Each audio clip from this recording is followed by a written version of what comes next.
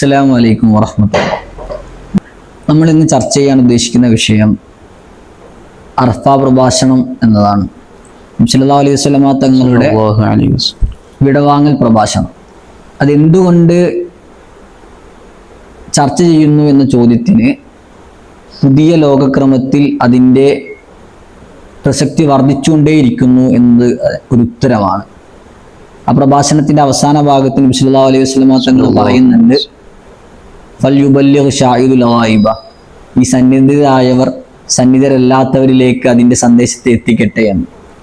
ഈ അറഫ പ്രഭാഷണത്തെ നമ്മൾ പരിശോധിക്കുമ്പോൾ അതിൻ്റെ ചുരുങ്ങിയ പദങ്ങൾ കൊണ്ട് അല്ലെങ്കിൽ വാക്കുകൾ കൊണ്ട് ഇസ്ലാമിൻ്റെ മൊത്തം ആശയത്തെ നബി സല്ലല്ലാഹു അലൈഹി വസല്ലമ തങ്ങൾ ആ പ്രഭാഷണത്തിൽ കൊണ്ടുവരുന്നുണ്ട് എന്നത് ഒരു പ്രധാന പ്രത്യേകതയാണ്. അതുകൊണ്ട് തന്നെ അറഫ പ്രഭാഷണം എന്നത് ലോക ചരിത്രത്തിലെ ആദ്യ മനുഷ്യാവകാശ പ്രഖ്യാപനമായി നമുക്ക് വ്യാഖ്യാനിക്കാൻ പറ്റും. നമുക്കറിയാം, ലോക ചരിത്രത്തിൽ ആദ്യമായി ഒരു മനുഷ്യാവകാശ പ്രഖ്യാപനം വരുന്നത് 1215-ലാണ്. പക്ഷെ അതിന് നൂറ്റാണ്ടുകൾക്ക് മുമ്പ് നബി സല്ലല്ലാഹു അലൈഹി വസല്ലമ തങ്ങൾ കൃത്യമായി മനുഷ്യന്റെ അവകാശങ്ങൾ ഓരോന്നോരോന്നായി അറഫ പ്രഭാഷണത്തിൽ എണ്ണുന്നുണ്ട്. ഇസ്ലാമിക എല്ലാ വിധികളും 6 പൊതു കാര്യങ്ങളെ അടിസ്ഥാനപ്പെടുത്തിയാണ്. നമ്മൾ അതിന് അൽ കുല്ലിയാത്തു സിത്ത എന്ന് നമ്മൾ പരാമർശിക്കാറുണ്ട് നമ്മുടെ ഫിഖഹി ഗ്രന്ഥങ്ങളിലൊക്കെ. ജീവൻ, ബുദ്ധി, കുടുംബം, മതം, അഭിമാനം, സമ്പത്ത്, അങ്ങനെ മനുഷ്യന്റെ ഈ 6 ഘടകങ്ങളെ ഉൾക്കൊണ്ടുകൊണ്ടാണ് ഇസ്ലാമിക വിധികൾ മുഴുവനും കടന്നു വരുന്നത്. അതുകൊണ്ട് തന്നെ അറഫ പ്രഭാഷണത്തിൽ ഈ മനുഷ്യാവകാശ പ്രഖ്യാപനം കാതലായ ഒരു ഭാഗമായി വരുന്നുണ്ട്. നമുക്കറിയാം, ഇന്ന് കൊട്ടിഘോഷിക്കുന്ന ഐക്യരാഷ്ട്രസഭ അത് ഒരു മനുഷ്യാവകാശ പ്രഖ്യാപനം നടത്തുന്നത്, അല്ലെങ്കിൽ the universal declaration of human rights നടപ്പിലാക്കുന്നത് 1948-ലാണ്. അവിടുന്ന് 14 നൂറ്റാണ്ടുകൾക്ക് മുമ്പ് പറഞ്ഞു വെച്ചതെന്തോ, നബി സല്ലല്ലാഹു അലൈഹി വസല്ലം തങ്ങൾ പറഞ്ഞതെന്തോ അത് അങ്ങനെ തന്നെ മാറ്റുക, അല്ലെങ്കിൽ ഒരു ലിഖിത രൂപം കൊണ്ടുവരിക എന്നുള്ളതായിരുന്നു UN-ന്റെ പണി എന്നത് വേണ്ടിക്ക് നമുക്ക് പറഞ്ഞു വെക്കാൻ പറ്റും. നോക്കൂ, ഓ ജനങ്ങളെ എന്നാണ് നബി സല്ലല്ലാഹു അലൈഹി വസല്ലമ തങ്ങൾ അറഫ പ്രഭാഷണത്തിൽ അഭിസംബോധന ചെയ്യുന്നത്. ഓ മുസ്ലിമീങ്ങളെ എന്നോ, അല്ലെങ്കിൽ ഓ എൻ്റെ ദാസന്മാരെ എന്നോ അല്ല, ഓ ജനങ്ങളെ, എല്ലാ ലോകത്തിലെ എല്ലാ ജനങ്ങളെയും അവിടുന്ന് അഭിസംബോധന ചെയ്യുന്നതായിട്ട് നമുക്ക് അറഫ പ്രഭാഷണത്തിന്റെ തുടക്കത്തിൽ നിന്ന് മനസ്സിലാവും. അതുകൊണ്ട് തന്നെ മനുഷ്യനെ മുഴുവൻ ആഗിരണം ചെയ്യുന്ന പ്രഭാഷണമാണ് അറഫ പ്രഭാഷണം എന്നത്.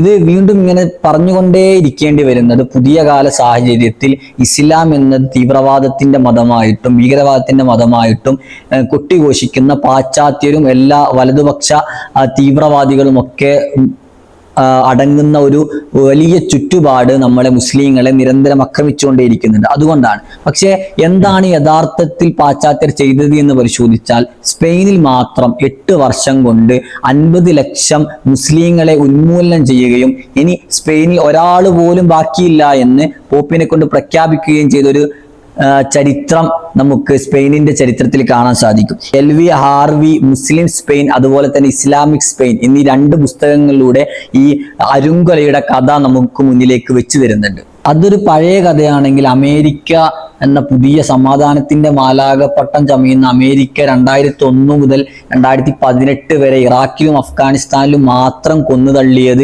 5,20,000-ലധികം പേരെയാണ് ഇന്ന് അമേരിക്ക തന്നെ ഔദ്യോഗികമായിട്ട് കണക്ക് പ്രഖ്യാപിക്കുന്നുണ്ട്. ഇവിടെയാണ് ഇസ്ലാമിനെതിരെ ഭീകരവാദം ഈ പറയുന്ന ആളുകളൊക്കെ ചമക്കുന്നത്. അതുകൊണ്ടാണ് നമ്മൾ ഈ ഒരു സാഹചര്യത്തിൽ അറഫ പ്രഭാഷണത്തെ ചർച്ച ചെയ്യുന്നത്. അതിൽ സ്ത്രീ കടന്നു വരുന്നുണ്ട്, സമ്പത്ത് കടന്നു വരുന്നുണ്ട്, അടിമ കടന്നു വരുന്നുണ്ട്, എല്ലാ മനുഷ്യന്റെ എല്ലാ ജീവിത വ്യവഹാരങ്ങളും കടന്നു വരുന്ന ആ പ്രഭാഷണത്തിൽ നബി സല്ലല്ലാഹു അലൈഹി വസല്ലമ തങ്ങൾ ആദ്യം മാനവികതയുടെ സംസാരത്തിന് ശേഷം സ്ത്രീയെ പ്രതിപാദിക്കുന്നുണ്ട്.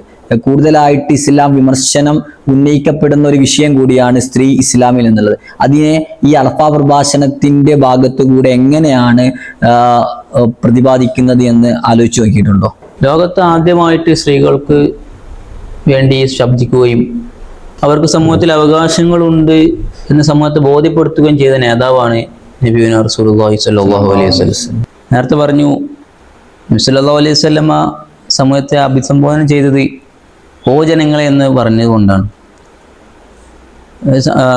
ഇസ്ലാമിക സമൂഹത്തിലെ സ്ത്രീകളെ മാത്രം ഉദ്ദേശിച്ചുകൊണ്ടല്ല നബി സല്ലല്ലാഹു അലൈഹി വസല്ലമ അവരുടെ പ്രഭാഷണം നടത്തുന്നത്. ലോകത്തിലെ എല്ലാവർക്കും ആ ഒരു പ്രഭാഷണം ഉപകരിക്കപ്പെടും എന്ന അർത്ഥത്തിലാണ്. അങ്ങനത്തെ കാര്യങ്ങളാണ് നബി സല്ലല്ലാഹു അലൈഹി വസല്ലം അവിടുന്ന് പറയുന്നത്. നബി സല്ലല്ലാഹു അലൈഹി വസല്ലം അവിടുന്ന് പറയുകയാണ്, നിങ്ങൾക്ക് സ്ത്രീകളോട് കടപ്പാടുകളും ബാധ്യതകളുമുണ്ട്, തിരിച്ചും അവർക്ക് നിങ്ങളോടുമുണ്ട്. നിങ്ങൾ സ്ത്രീകളോട് പെരുമാറുമ്പോൾ അള്ളാഹുവിനെ നേരിട്ട് സൂക്ഷിക്കണം. കാരണം അള്ളാഹുവിൻ്റെ വചനങ്ങൾ ചൊല്ലിക്കൊണ്ടാണ് നിങ്ങൾ അവരെ സൂക്ഷിച്ചത് എന്ന് നബി സല്ലല്ലാഹു അലൈഹി വസല്ലം പറയുകയാണ്. അതിനുശേഷം പറയുന്നുണ്ട്, അവരുടെ വിരിപ്പുകളിൽ നിങ്ങളല്ലാത്തവരുടെ പ്രവേശിപ്പിക്കാതിരിക്കാൻ അവർ സൂക്ഷിക്കണം. മാത്രമല്ല അവർക്ക് വേണ്ട ഭക്ഷണങ്ങൾ, സാധനങ്ങൾ എല്ലാം തന്നെ കൃത്യമായിട്ട് നിങ്ങൾ നൽകുകയും വേണം എന്നാണ് നബി സല്ലല്ലാഹു അലൈഹി വസല്ലമ അവിടുന്ന് അറഫാ ദിനത്തിൽ എല്ലാവരോടും പറഞ്ഞത്. ഇപ്പോഴത്തെ കാലത്ത് ഞാൻ പത്രങ്ങളിൽ വായിക്കുന്ന സംഭവങ്ങളാണ്, പിഞ്ചു കുഞ്ഞിനെ വയ്യരികിൽ നിന്ന് കിട്ടി, പ്രസവിച്ച കുഞ്ഞിനെ. അത് പ്രസക്തമായിട്ടുള്ള അന്ന് നബി സല്ലല്ലാഹു അലൈഹി വസല്ലം പറഞ്ഞ കാര്യങ്ങൾ, നിങ്ങളുടെ വിരിപ്പുകളിൽ മറ്റൊരാളെ നിങ്ങൾ പ്രവേശിപ്പിക്കാതിരിക്കുക എന്ന് അവർ ചെയ്യേണ്ട കാര്യമാണ്. ഇതിനെല്ലാം നിയമലംഘിതമായിട്ടാണ് കാര്യങ്ങൾ നടക്കുന്നത്. ആ കുട്ടികളെ ഉപേക്ഷിക്കാൻ കാരണം എന്താണ്? അവർക്ക് ആ കുട്ടിയെ പോറ്റാൻ അറിയാനിട്ടല്ല, സാമ്പത്തികമായിട്ട് പ്രയാസങ്ങൾ ഉണ്ടായിട്ടില്ല, മറിച്ച് അത് സമൂഹത്തിൽ അവർക്ക് മോശമാണ്. അത് സ്ത്രീയെ അവിടെ അവഹേളിക്കപ്പെടുകയാണ്. തന്തയില്ലാത്ത കുട്ടികൾ ജനിക്കുകയാണ്. ഇത് സമൂഹത്തിൽ വലിയൊരു അപമാനം സ്ത്രീകൾക്ക് കൊണ്ടുവരുന്നുണ്ട്. അതിനെ സംബന്ധിച്ച് വർഷങ്ങൾക്ക് മുമ്പ് നബി സല്ലല്ലാഹു അലൈഹി വസല്ലം പറഞ്ഞ കാര്യമാണ്. ജനങ്ങളെ എന്ന് വിളിച്ചുകൊണ്ടാണ് പറഞ്ഞത്, അല്ലാതെ വിശ്വാസികളെ എന്നോ അല്ലെങ്കിൽ മുസ്ലിം സ്ത്രീകളെ എന്നോ മാത്രമല്ല. അപ്പോൾ ഇത് നമ്മളെ ലോകത്തിലെ എല്ലാ സ്ത്രീകൾക്കും ബാധ്യസ്ഥമായ ഒരു കാര്യമാണ് നബി സല്ലല്ലാഹു അലൈഹി വസല്ലം എന്ന് പറയുന്നത്.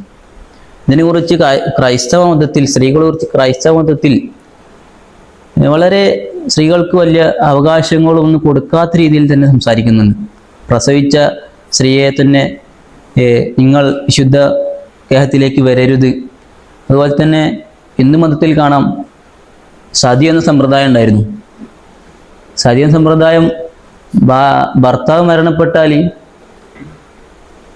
ആ ഭാര്യ ആ ചിതയിലേക്ക് ചാടി ആ ഭാര്യയെ ഭർത്താവിൻ്റെ കൂടെയും അവളും അവളുടെ ജീവൻ അതോടെ അവസാനിപ്പിക്കുക എന്നൊരു സമ്പ്രദായം നമ്മുടെ ഇന്ത്യയിൽ നിലനിന്നിരുന്നു. അതിനെ കുറച്ച് കാലങ്ങൾക്ക് മുമ്പാണ് ഇല്ലായ്മ ചെയ്തത്. എന്നിരുന്നാൽ പോലും അത് അറിയാതെയും പല സംഭവം നടന്നിട്ടുണ്ട്. അതുപോലെ തന്നെ ആർത്തവം വന്നാൽ അവർ ആ പെണ്ണിനെ മാത്രം വേറൊരു ഗേഹത്തിലേക്കാക്കി ഒരു അശുദ്ധിയായിട്ട് അവളെ മാറ്റി നിർത്തുന്ന സമ്പ്രദായം ഉണ്ടായിരുന്നു. എന്നാൽ ഇവിടെയാണ് ഇസ്ലാമിൻ്റെ നയങ്ങൾ പ്രസക്തമാകുന്നത്. നബി സല്ലല്ലാഹു അലൈഹി വസല്ലം പറഞ്ഞ കാര്യങ്ങളൊക്കെ, സ്ത്രീകൾക്ക് പ്രത്യേക അവകാശങ്ങളുണ്ട്. ഖുർആനിൽ പറയുന്നുണ്ട്, സ്ത്രീകളോട് പറയുന്നുണ്ട്, നിങ്ങൾ നിങ്ങളുടെ മാറിടങ്ങളെ സൂക്ഷിക്കണം, നിങ്ങൾ അവയവങ്ങളെ നിങ്ങൾ മറക്കണം, ഹുയസ്ഥാനത്തെ നിങ്ങൾ സംരക്ഷിക്കണം, നിങ്ങളുടെ മാറിടങ്ങളിലേക്ക് നിങ്ങളെ ഹിജാബിനെ താഴ്ത്തിയിടണം. ഇതിനൊക്കെ എന്തിനാണ് ഇങ്ങനെ പറയുന്നത്? കാമക്കണ്ണുകളോടുകൂടെ ചുറ്റുപാടിരുന്ന സ്ത്രീകളെ പല ആളുകളും വീക്ഷിക്കുന്നുണ്ട്.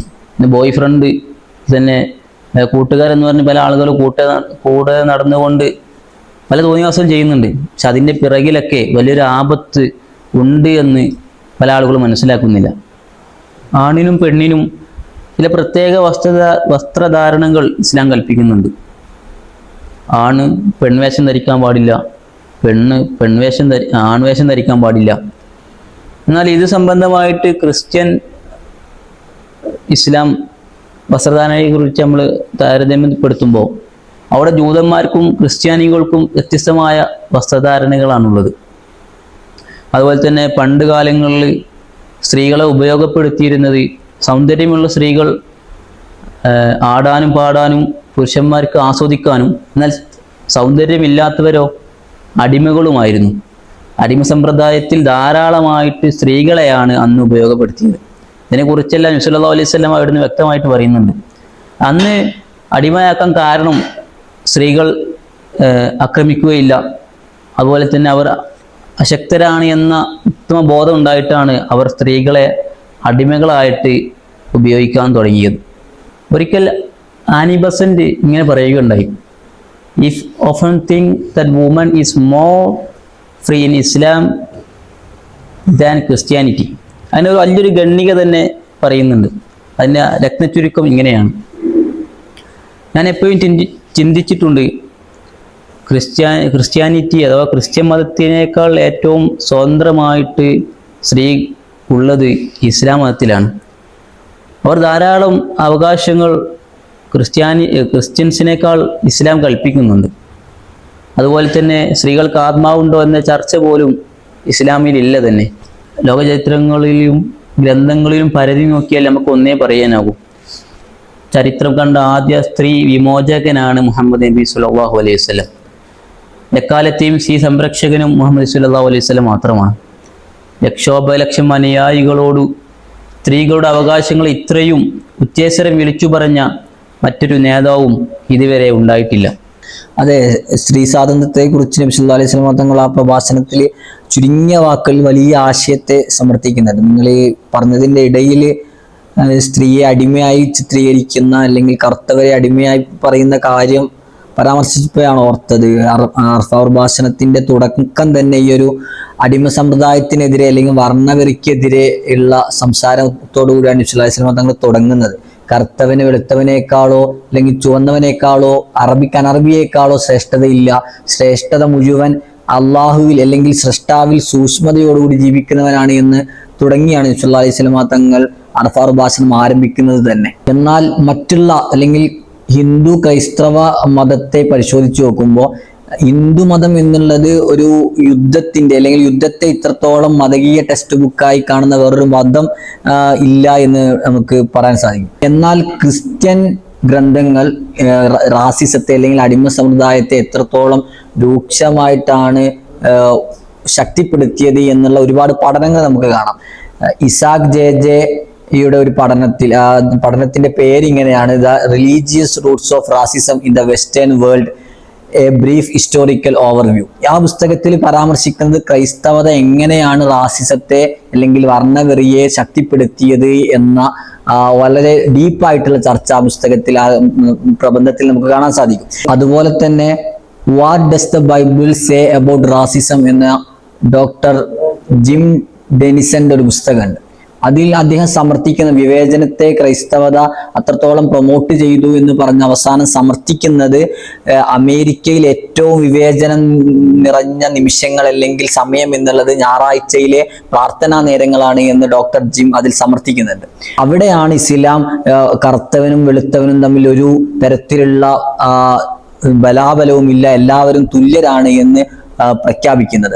കുമാരനാശാന്റെ ഒരു കവിതയുണ്ട്, കേരളത്തിന്റെ ജാതീയ പരിസരത്തിൽ നിന്നുകൊണ്ട് കുമാരനാശാൻ എഴുതിയ ഒരു കവിതയുണ്ട്: എത്രയോ ദൂരം വൈതെറ്റി നിൽക്കേണ്ട ഏരച്ചെറുമം പോയി തൊപ്പിയിട്ടാൽ ചിത്രമവനെത്തിച്ചാരത്തിടുന്നിടാം ചുറ്റും പേടിക്കേണ്ട തമ്പുരാനെ.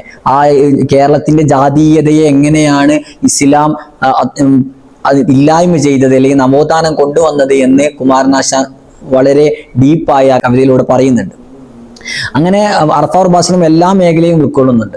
അതുപോലെ തന്നെ വേറൊരു പുതിയ കാലഘട്ടത്തിൽ ഏറ്റവും ചർച്ച ചെയ്യേണ്ട ഒരു വിഷയമാണ് സമ്പത്ത് അല്ലെങ്കിൽ പലിശ ഇടപാട് തുടങ്ങിയത്. അതും അവസാന ഭാഗത്ത് പേരെടുത്ത് പരാമർശിച്ചുകൊണ്ട് നബി സല്ലല്ലാഹു അലൈഹി വസല്ലം തങ്ങൾ ഈ സമ്പത്തിന്റെ എത്രത്തോളം സൂക്ഷ്മാലുവാവണം സാമ്പത്തിക ഇടപാടിൽ എന്ന് നബി സല്ലല്ലാഹു അലൈഹി വസല്ലം അർഫ പ്രഭാഷണത്തിൽ പറയുന്നുണ്ട്. അതെങ്ങനെയാണ് പുതിയ കാലത്ത് നമ്മൾ അപ്ലൈ ചെയ്യേണ്ടത് എന്ന് എങ്ങനെയാണ് നിങ്ങൾ നോക്കിക്കാണുന്നത്?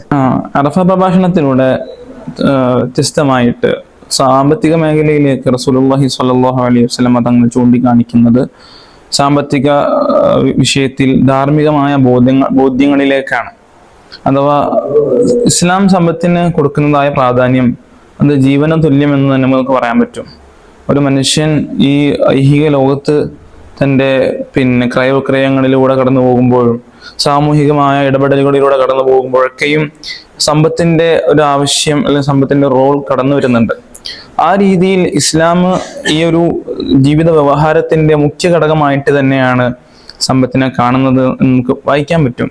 ഇസ്ലാമികിന്റെ ആ ഒരു അടിസ്ഥാന ആശയങ്ങളിലൂടെ നാം കടന്നു പോകുമ്പോൾ കർമ്മശാസ്ത്ര മണ്ഡലങ്ങളിലൂടെ ഒന്ന് ഓട്ടപ്രദക്ഷിണം നടത്തുമ്പോഴൊക്കെയും സാമ്പത്തികമായ ഇടപെടലുകളിലൂടെ സാമ്പത്തികമായ പ്രാധാന്യം അറിയിക്കുന്നതിലൂടെ ഈ ഒരു കാഴ്ചപ്പാട് തന്നെയാണ് ലോകത്തിനോട് ഇസ്ലാം വിളിച്ചു പറയുന്നത്. പിന്നെ അർഫ പ്രഭാഷണത്തിലൂടെ സാമ്പത്തികമായിട്ടുള്ള മൂല്യത്തെ ഉയർത്തി കാണിക്കുകയാണ്. അപരന്റെ സമ്പത്തിനെ അപഹരിക്കരുതെന്നും അവനക്ക് തിരിച്ചു കൊടുക്കപ്പെടേണ്ടതാണെന്നുമുള്ള ഒരു വലിയ ധാർമ്മികമായ ബോധ്യം അതുപോലെ തന്നെ ഇന്ന് ലോകത്ത് നടന്നുകൊണ്ടിരിക്കുന്ന ഏറ്റവും വലിയ സാമ്പത്തിക ചൂഷണമായിട്ടുള്ള പലിശയെ നിർബാധം ചെയ്യുകയാണ് ഇസ്ലാമിന്റെ കാഴ്ചപ്പാട് അവിടെ രൂപീകരിക്കപ്പെടുന്നതിലൂടെ പ്രഭാഷണത്തിലൂടെ റസൂലുള്ളാഹി സ്വല്ലല്ലാഹു അലൈഹി വസല്ലം തങ്ങൾ നടത്തിയിട്ടുള്ളത്. പിന്നെ അറഫ പ്രഭാഷണത്തിൽ മുഖ്യമായിട്ടും അവരന്റെ സമ്പത്തുകൾ തിരിച്ചു കൊടുക്കണമെന്നും അതുപോലെ തന്നെ പലിശ അതുപോലെ വാങ്ങിയിട്ടുള്ളത് അല്ലെങ്കിൽ പലിശ ഇടപാട് നടത്തുന്നതൊക്കെ അത് നിർത്തലാക്കണമെന്നും അത് ഇനി അരുതായ്മയിൽ പെട്ടതാണെന്നും അത് തീരെ തന്നെ മുസ്ലിമിന് യോജിച്ചതല്ല എന്നുമുള്ള ഒരു വലിയ സന്ദേശമാണ് റസൂലുള്ളാഹി സ്വല്ലല്ലാഹു അലൈഹി വസല്ലം തങ്ങൾ പങ്കുവെക്കുന്നത്. ആ ഒരു പലിശ നിരോധനം, പലിശ അത് നിർജീവമാക്കൽ സ്വന്തം കുടുംബത്തിൽ നിന്നും തന്നെ തുടങ്ങുകയാണ്. തന്റെ പിതൃവ്യനായിട്ടുള്ള അബ്ബാസ് ബിൻ അബ്ദുൽ മുത്തലിബ് എന്നവർക്ക് ഉണ്ടായിരുന്ന അവർക്ക് കിട്ടാനുണ്ടായിരുന്ന പലിശയെ തന്നെ ആദ്യം അവിടെ നിന്ന് എടുത്തു മാറ്റുകയാണ്. അങ്ങനെയാണ് പലിശയെ ആദ്യമായിട്ട് റസൂലുള്ളാഹി സ്വല്ലല്ലാഹു അലൈഹി വസല്ലം തങ്ങൾ പിന്നെ ഇസ്ലാമിൽ നിന്ന് അത് നിഷിദ്ധമായിട്ട് അവിടെ കണക്കാക്കുന്നത് അല്ലെങ്കിൽ രൂപീകരിക്കുന്നത്. പിന്നീട് റസൂലുള്ളാഹി സ്വല്ലല്ലാഹു അലൈഹി വസല്ലം തങ്ങൾ അവിടുത്തെ ജീവിതത്തിലൂടെ ഇസ്ലാമിന്റെ ഒരു തനതായ ആശയം രൂപപ്പെടുത്തി കൊടുത്തു. സമ്പത്ത് അങ്ങനെ ചെലവഴിക്കണമെന്നും ഒരു മുസ്ലിം അങ്ങനെ സമ്പത്തുമായി ഇടപെടണമെന്നും ഒക്കെ പറഞ്ഞു കൊടുത്തു. ഇവിടെയൊക്കെയും റസൂലുള്ളാഹി സ്വല്ലല്ലാഹു അലൈഹി വസല്ലം തങ്ങൾ അവിടുത്തെ ജീവിത പിന്നെ മണ്ഡലങ്ങളെ നാം പരിശോധിക്കുമ്പോൾ ധാരാളം പിന്നെ പ്രതിസന്ധികളും പ്രയാസങ്ങളും സാമ്പത്തികമായ അല്ലെങ്കിൽ മാനസികമായ അവിടത്തേക്ക് ധാരാളം പിന്നെ പ്രതിസന്ധികളും പ്രയാസങ്ങളും പ്രശ്നങ്ങളും വന്നിട്ടുണ്ടായിരുന്നുവെങ്കിലും അവിടെ നിന്ന് ഒരാളോടും പിന്നെ യാചിക്കാതെ സ്വന്തം കാലിൽ നിന്നുകൊണ്ട് ജീവിക്കാൻ വേണ്ടി പിന്നെ ശ്രദ്ധ കാണിച്ച ആളായിരുന്നു. ആ ഒരു ജീവിതം അതുപോലെ തന്നെ അവിടുത്തെ മുൻഗാമികളായിട്ടുള്ള പ്രവാചകന്മാരൊക്കെയും സ്വന്തം കാലിൽ നിന്നുകൊണ്ട് ജീവിക്കാൻ വേണ്ടിയിട്ട് പ്രാധാന്യം കൊടുത്ത ആളായിരുന്നു. അങ്ങനെ റസൂലുള്ളാഹി സ്വല്ലല്ലാഹു അലൈഹി വസല്ലം തങ്ങൾക്ക് സ്വന്തം കാലിൽ നിന്നുകൊണ്ട് ജീവിക്കാൻ വേണ്ടി മാത്രം അല്ലാഹു സുബ്ഹാനഹു വ തആല വജദക ആയിലൻ ഫഅഗ്ന മിമ്മാലി ഖദീജത്തുൽ കുബ്ര റളിയല്ലാഹു അൻഹ, ആ ഖദീജ ബീവിയിലൂടെ റസൂലുള്ളാഹി സ്വല്ലല്ലാഹു അലൈഹി വസല്ലം തങ്ങൾക്ക് സമ്പത്ത് നൽകുകയാണ്. അങ്ങനെ റസൂലുള്ളാഹി സ്വല്ലല്ലാഹു അലൈഹി വസല്ലം തങ്ങൾ ഒരു സാമ്പത്തികമായ അടിത്തറയിലൂടെ ജീവിക്കുകയും അങ്ങനെ നല്ലൊരു പിന്നെ ഇസ്ലാമിക ബോധമുള്ള ഇസ്ലാമിക പിന്നെ സമ്പത്തിനോട് ധാർമ്മികമായ ബോധമുള്ള ഒരു ജീവിത ചുറ്റുപാട് അവിടെ രൂപപ്പെടുത്തിയെടുക്കുകയാണ്. റസൂലുള്ളാഹി സ്വല്ലല്ലാഹു അലൈഹി വസല്ലം തങ്ങൾ പിന്നെ നമ്മൾ പറഞ്ഞതുപോലെ തന്നെ നല്ലൊരു സാമ്പത്തിക ബോധ്യത്തോടു കൂടിയുള്ള ജീവിതം ഇവിടെ കാണിച്ചു വെച്ചു. എന്നാൽ നിലവിലെ സാഹചര്യം പിന്നെ നിലവിലെ അടിസ്ഥാനത്തിൽ ലോക രാജ്യങ്ങളൊക്കെ കടന്നു പോകുന്നത് ക്യാപിറ്റലിസ്റ്റ് വ്യവസ്ഥ, നമുക്ക് എല്ലാവർക്കും അറിയുന്നത് പോലെ തന്നെ ക്യാപിറ്റലിസ്റ്റ് വ്യവസ്ഥയുടെ ഒരു വലിയ ആശയത്തിൽ ഊന്നിക്കൊണ്ടാണ് മിക്ക രാജ്യങ്ങളും. ഈ രാജ്യങ്ങളിലൊക്കെ ഒരു അവസ്ഥ നാം പരിശോധിക്കുമ്പോൾ തന്നെ പിന്നെ ഒരു ഹൈ റിസ്ക് എന്ന് പറയുന്നതായ ഒരു പ്രതിഭാസം, അഥവാ അമിതമായ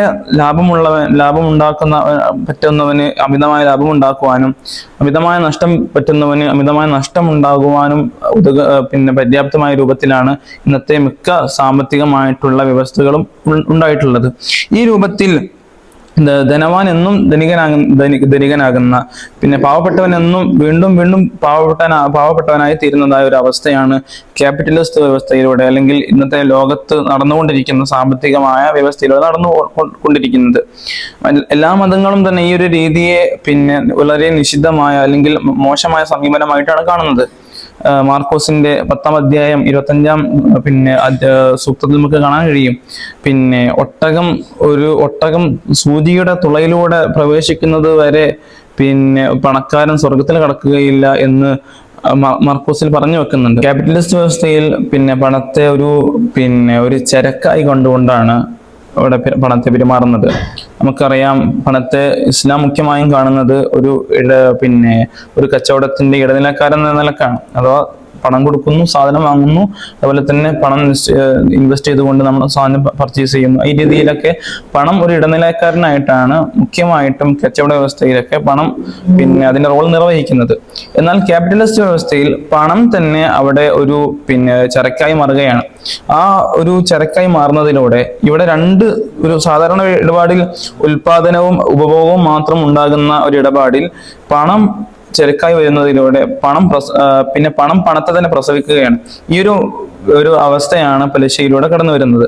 അങ്ങനെയാണ് നേരത്തെ പറഞ്ഞ ഈ ഹൈറിക് എന്ന പ്രതിഭാസം പിന്നെ കടന്നു വന്നിട്ടുണ്ടെന്ന് പറഞ്ഞല്ലോ. ഈ ഹൈറിക് എന്ന പ്രതിഭാസത്തിലൂടെ പണക്കാരൻ എന്നും പണക്കാരനായി തീരുകയും പാവപ്പെട്ടവൻ എന്നും പാവപ്പെട്ടവനായി തന്നെ തീരുകയും ചെയ്യുന്നതായ ഒരു അവസ്ഥയാണ് സംജാതമാകുന്നത്. 2013 ഇറങ്ങിയിട്ടുള്ള പിന്നെ തോമസ് പിക്കിറ്റി എന്ന് പറയുന്നതായ ഒരാളുടെ ഒരു പുസ്തകം ഉണ്ടായിരുന്നു, പിന്നെ capitalism in the 21st century എന്ന് പറയുന്ന പുസ്തകം. ഈ പുസ്തകത്തിൽ അദ്ദേഹം അടിവരയിട്ട് കൊണ്ട് പറയുന്ന ഒരു പോയിന്റ് ഉണ്ട്. ഈ ലോകത്തിലെ മൊത്തം സമ്പത്തിന്റെ പകുതി ശതമാനവും ഈ ലോകത്തുള്ള ജനങ്ങളുടെ 1% താഴെയുള്ള ആളുകളുടെ കയ്യിലാണ്. അഥവാ അത്രയും സമ്പത്ത് കിടക്കുന്നത് ഈ ലോകത്തുള്ള ജനങ്ങളിൽ നിന്നുള്ള 1% ആളുകളുടെ കയ്യിലാണ്. ഈ ലോകത്തുള്ള മൊത്തം അത് പറഞ്ഞതിന് ശേഷം തന്നെ അദ്ദേഹം പറയുന്നുണ്ട്, ഈ ലോകത്തിലെ പിന്നെ 86% സമ്പത്തും ഈ ലോകത്തിലുള്ള 10% ആളുകളുടെ കയ്യിലാണ്. അഥവാ നേരത്തെ പറഞ്ഞ ഈ ക്യാപിറ്റലിസ്റ്റ് വ്യവസ്ഥ കൊണ്ട് ഉണ്ടായിത്തീർന്ന ഒരു വലിയ ഒരു വിപത്താണ്, അല്ലെങ്കിൽ ഒരു വലിയ ഒരു പാവപ്പെട്ടവനും പണക്കാരനും തമ്മിലുള്ള ഒരു വലിയൊരു അന്തരത്തെയാണ് ഇവിടെ ഉണ്ടാക്കി തീർത്തിട്ടുള്ളത്. ഈ രീതിയിലൊക്കെ സാമ്പത്തികമായിട്ടുള്ള ഒരു വലിയ അന്തരം വരുന്നതിനെ, അല്ലെങ്കിൽ സാമ്പത്തികമായ ചൂഷണം ചെയ്യപ്പെടുന്നതിനെയൊക്കെയാണ് ഇസ്ലാം മൊത്തത്തിൽ അന്ന് അറഫ പ്രഭാഷണത്തിലൂടെ റസൂലുള്ളാഹി സ്വല്ലല്ലാഹു അലൈഹി വസല്ലം തങ്ങൾ വിഭാവനം ചെയ്തിട്ടുണ്ടായിരുന്നത്. അങ്ങനെ അതിലൂടെ പാവപ്പെട്ടവനും ഈ ലോകത്ത് മൂല്യമുണ്ടെന്നും പാവപ്പെട്ടവന്റെ അവകാശങ്ങൾ ഉയർത്തിപ്പിടിക്കേണ്ടതാണെന്നുള്ള ഒരു വലിയ ആശയമാണ് അന്ന് അറഫ പ്രഭാഷണത്തിലൂടെ റസൂലുള്ളാഹി സ്വല്ലല്ലാഹു അലൈഹി വസല്ലം തങ്ങൾ പറഞ്ഞു വെക്കുന്നത്. ചുരുക്കി പറഞ്ഞാൽ അർപ്പ പ്രഭാഷണം എന്നുള്ളത് ഈ ആധുനിക മനുഷ്യൻ അഭിമുഖീകരിക്കുന്ന എല്ലാ പ്രശ്നങ്ങളിലെയും ഉള്ള സൊല്യൂഷനായിട്ട് നമുക്ക് പുതിയ സമൂഹത്തിന് മുന്നിലേക്ക് വെക്കാൻ സാധിക്കുമെന്നാണ് നമ്മൾ പറഞ്ഞു വെക്കുന്നത്. ഇൻഷാ അല്ലാഹ് നമ്മൾ അവസാനിപ്പിക്കുകയാണ്, സമയം ദീർഘിച്ചിട്ടുണ്ട്. ഈ അർപ്പ പ്രഭാഷണത്തിന്റെ ഈ ഗുണങ്ങളും അല്ലെങ്കിൽ അർപ്പ പ്രഭാഷണത്തിന്റെ ഉള്ളിലെ വിശാലമായ ആശയങ്ങളും നമ്മൾ ഈ പുതിയ ആകുലപ്പെടുന്ന മനുഷ്യരിലേക്ക് എത്തിക്കേണ്ടത് നമ്മുടെ ബാധ്യതയാണ് എന്ന് ഓർമ്മപ്പെടുത്തി നമുക്ക് അവസാനിപ്പിക്കാം. അസ്സലാമു അലൈക്കും വറഹ്മത്തുള്ളാഹി.